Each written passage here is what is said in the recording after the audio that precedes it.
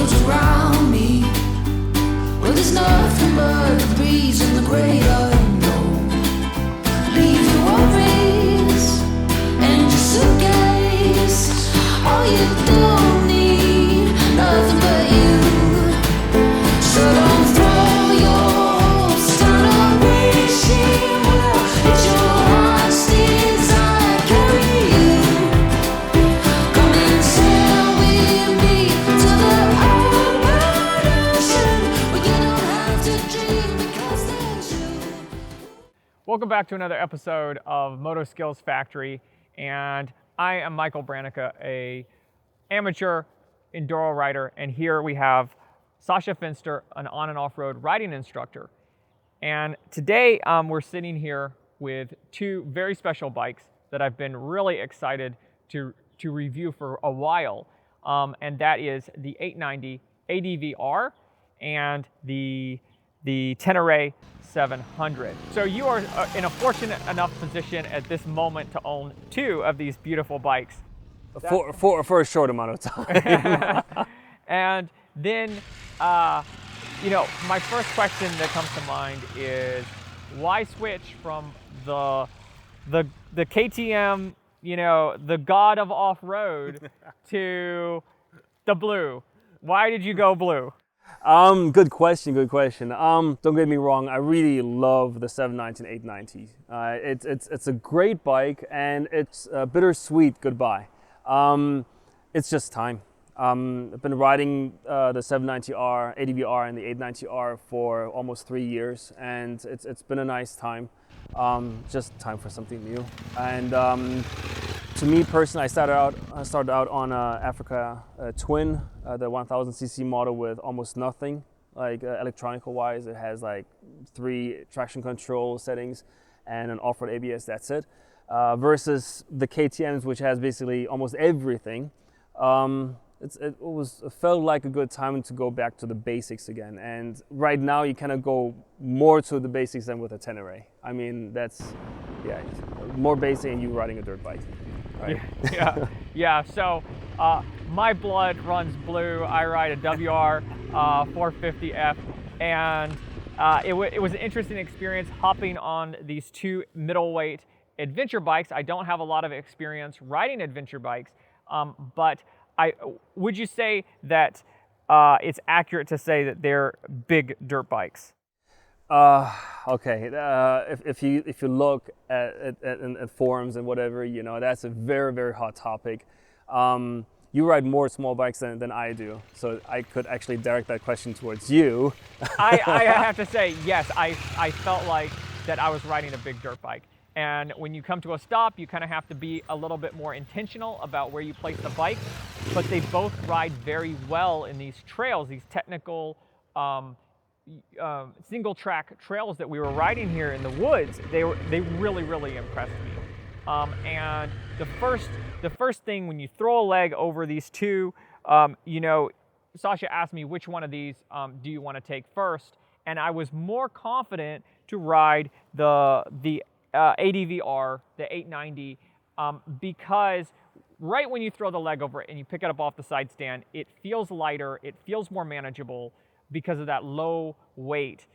Are you parking or turning around? Turning around. Can you tell us a little bit about what you think about that?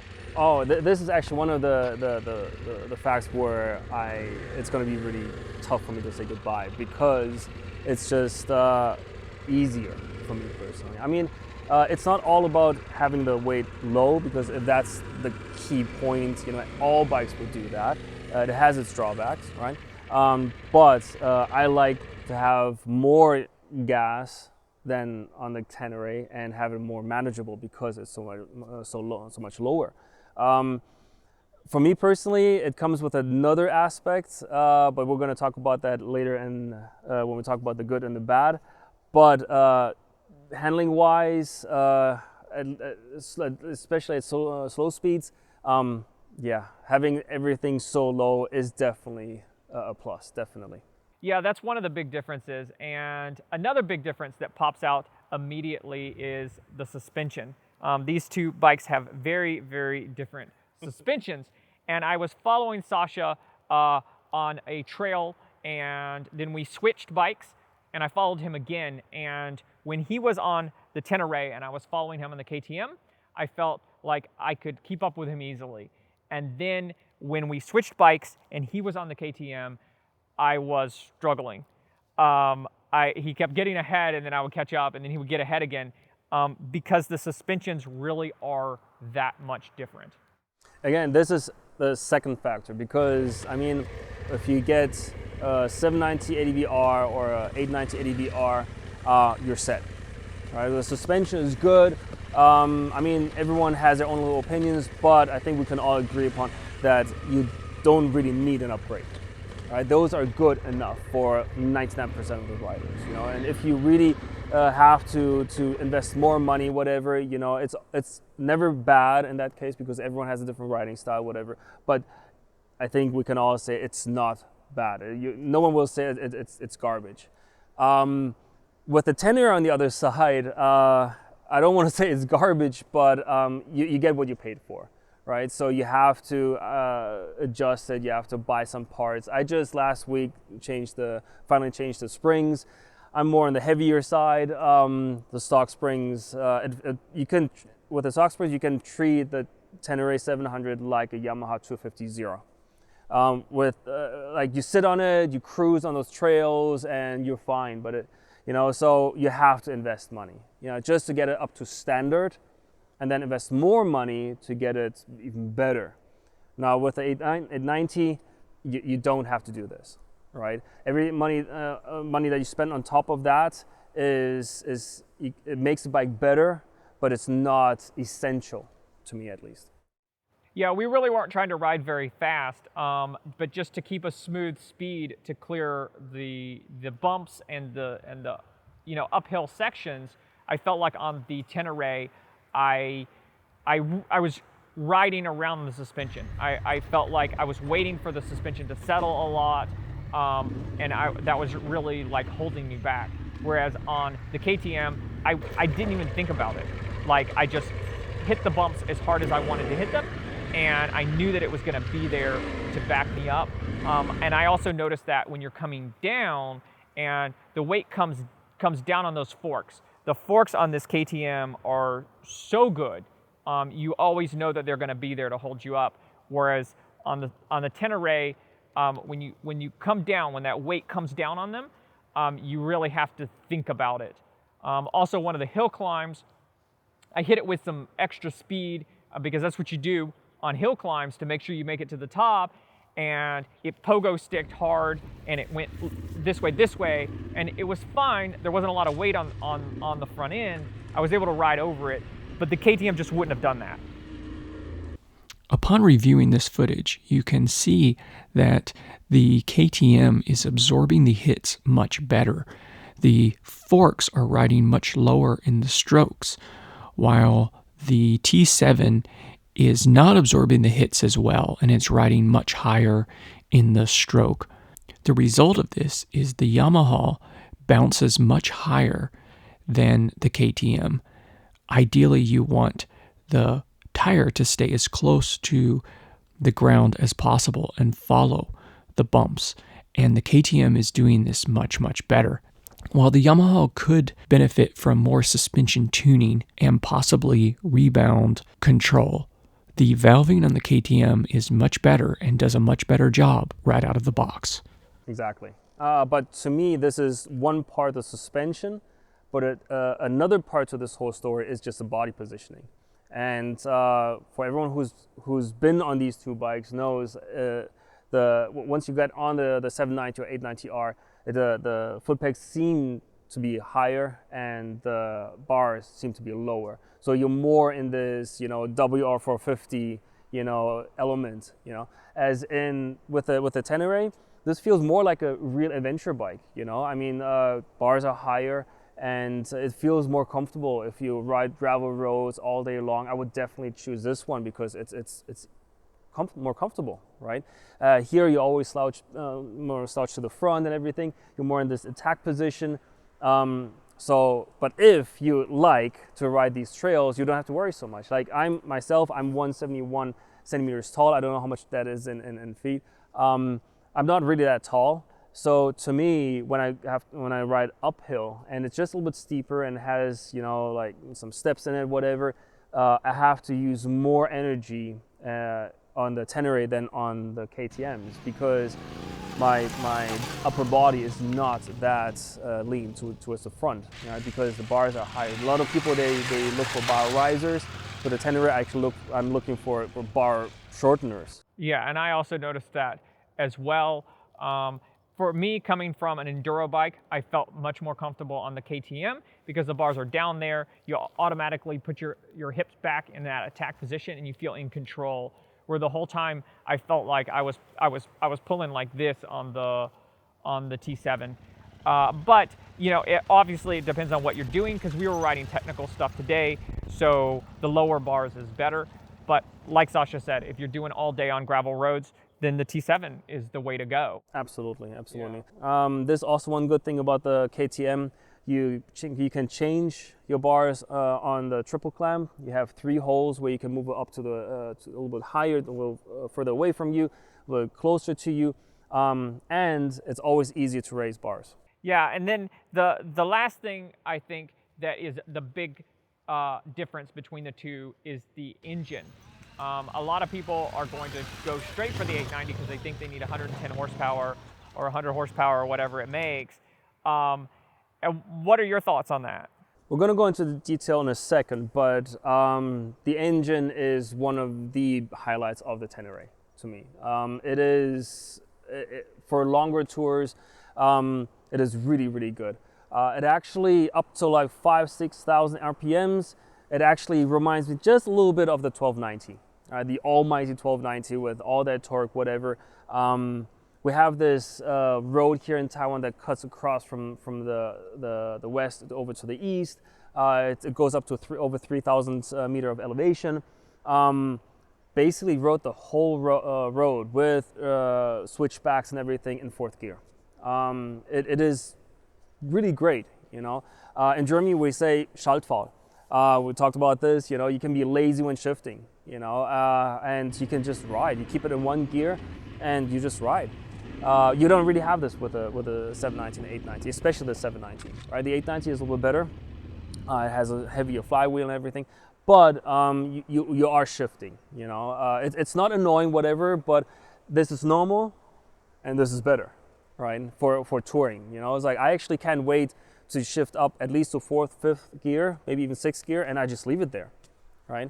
And here, you know, you're just shifting when you need to, and I find myself a lot of times, you know, starting in 2nd gear, right? And it just pulls like in 1st gear almost. With this bike, you feel it when you have it in 2nd gear and you start riding, right? So the engine is a very, very, very big plus. Of course, beyond 6.5, 7,000 RPMs, there is nothing more. I myself, I keep it below 6,000 most of the time. The only time when I go above 6,000 is when we ride, you know, sand, you know, beaches, soft sand, hard sand, stuff like that. Other than that, you know, you don't need it. So there is I mean, you know already, it doesn't need traction control because it is just such a good engine.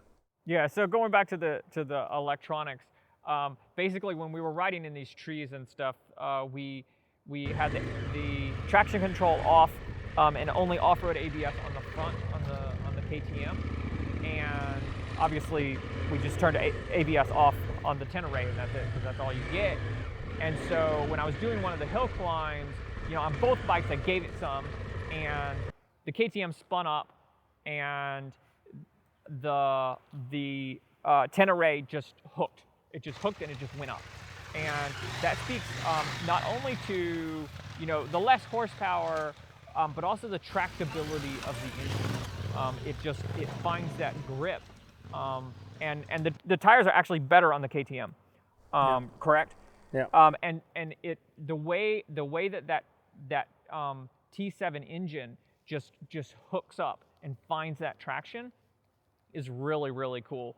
But you know, the screen looks like it's one of those Casio watches from the 80s and 90s. And you know, this is modern TFT display, and so some people are gonna, you know, have a bone to pick. Like they want that beautiful screen. If you're going to spend this much on a bike, you need a beautiful screen. But you know, the Casio over there has all the information. So I mean, again, how often do you actually look at your screen while riding? I don't know. You know, I mean, ending this, because this is a never-ending topic, and to me, what we see a lot during our events is just very, very simple. You have the occasional riders who ride and they want to get the most bang for their buck, and they want to look good, right, while riding, while stopping, and hopefully not crashing too much, right? So it is really important that it has a big screen, it has all these, you know, gimmicks and everything. But then there's a different mindset, and that will be like all about the ride. And again, you know, we're not saying this because we want to show off our skills, whatever, but it just feels good when you can drift or you come up that really steep hill with no assistance on. It just feels good, you know. If you have this really technical section and you see people, you know, dropping their bikes, you make it up, and you had your ABS on, your off-road ABS on, you had your traction control on, and you had everything on, you know. It's good. It's good that you made it up in one piece. You paid a lot of money to get you up in one piece, right? But then from this good feeling inside, you know, yes, I made it. You know, you cannot really take credit so much because, hey, the traction control did something, the ABS did something for you, like all these gimmicks did something for you. So what did you do? And in some cases, the only thing that you did was you didn't fall off the bike, right? Now, again, different mindsets. We don't want to bash any Starbucks riders or whatever, you know, but whatever makes people happy, that's really, really important, you know.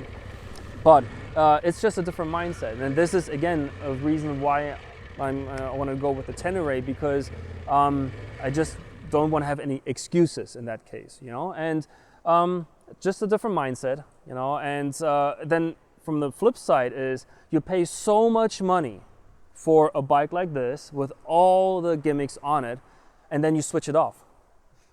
You know, it's like why pay so much money in the first place if you switch them off, right? But again, one thing that I use, especially in Taiwanese traffic here, is the quartering ABS that the KTM has, but the Tenere not, right? And I haven't used it so far, knock on wood, but it's a good thing to have, you know, in your mind that, okay, if something should turn ugly, you know, I have it on my bike, right? So one more point I'd like to ask you. You have 13,000 kilometers on the 790, and then you have 9,000 kilometers on the 890. How many kilometers do you have on the T7? This is right now 2,500. Yeah, so the T7 is still really new. Yeah. But people generally expect the T7 to be really reliable, right? Because it's a Yamaha, and you can argue about that in the comments. But what was your reliability like over the 30,000+ kilometers that you put on these bikes? Okay, I had a small standard issue with the 790. I had the front brake disc. The washers started to have more and more play. I got those changed through warranty. Then, and that was it. Yeah, the display fogged up. You know, had condensation in, but yeah, that's just a common problem with the 790s, 890s, 390s as well. And that was it. Didn't you have a rear shock? I was on the 890. Yeah. I got the 890, and then not long after I got that, the rear shock, some of the O-ring, whatever, it just busted, and I had it replaced. And yeah, that was basically it. Now with the Tenere right now, it's weird because the engine warning lights kept going on for some reason, and so right now it's a part of the throttle body apparently. I mean, I can ride it, it's no problem, and yeah, but this is yeah, I had an earlier issue with the Yamaha than with the KTM, which is special. I expected it the other way around, you know, but I can still ride it. You know, it's fine. But yeah, I already have with 2,000 whatever. Well, I think it was 1,800 kilometers it started, and it just kept going on. You know, and they finally they decided to switch parts. But yeah, so that was earlier than the KTMs. Yeah, go figure. Well, time will tell, and it's only anecdotal anyway because we only have two bikes, you know, comparing. But that's a factor. Less complexity generally means less breakage, but not necessarily. And so, notably missing is the Touareg 660, which Sasha would really like to get his hands on. There are not many in this country. Oh no. And so maybe we can bring that to you next time. But definitely join us again next time on Moto Skills Factory, where we bring you reviews and tech tips and information, and we educate you more about adventure riding.